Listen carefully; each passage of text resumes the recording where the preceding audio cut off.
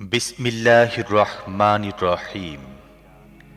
আসমানে যা আছে এবং জমিনে যা আছে তার সবই আল্লাহর তাসবিহ করছে। তিনি বাদশাহ, অতি পবিত্র এবং মহাপরাক্রমশালী ও জ্ঞানময়। তিনি মহান সত্তা, যিনি উম্মীদের মধ্যে তাদেরই একজনকে রসূল করে পাঠিয়েছেন, যে তাদেরকে তাঁর আয়াত শোনায়, তাদের জীবনকে সজ্জিত ও সুন্দর করে এবং তাদেরকে কিতাব ও হিকমাত শিক্ষা দেয়। অথচ ইতিপূর্বে তার স্পষ্ট গোমরাহিতে নিমজ্জিত ছিল।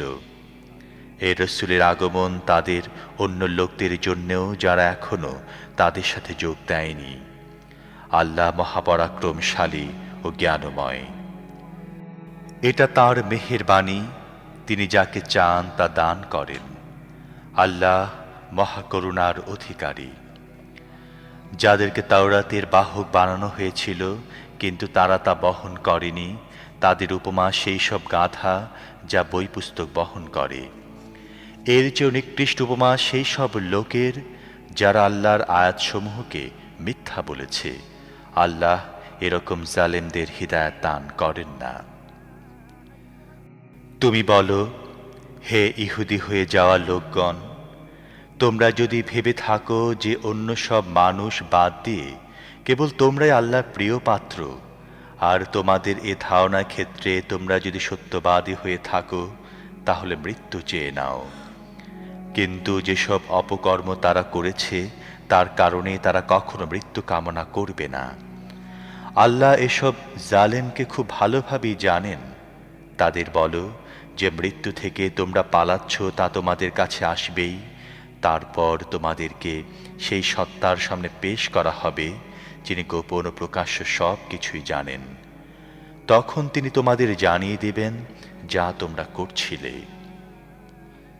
হে ওই সব লোক যারা ঈমান এনেছ, জুমার দিন যখন নামাজের জন্য তোমাদের ডাকা হয়, তখন আল্লাহর জিকিরের দিকে ধাবিত হও এবং বেচাকেনা ছেড়ে দাও।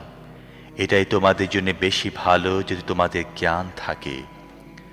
তারপর যখন নামাজ শেষ হয়ে যায় তখন ভূপৃষ্ঠে ছড়িয়ে পড়ো এবং আল্লাহর অনুগ্রহ সন্ধান করো এবং অধিক মাত্রায় আল্লাহকে স্মরণ করতে থাকো। আশা করা যায় তোমরা সফল কাম হবে।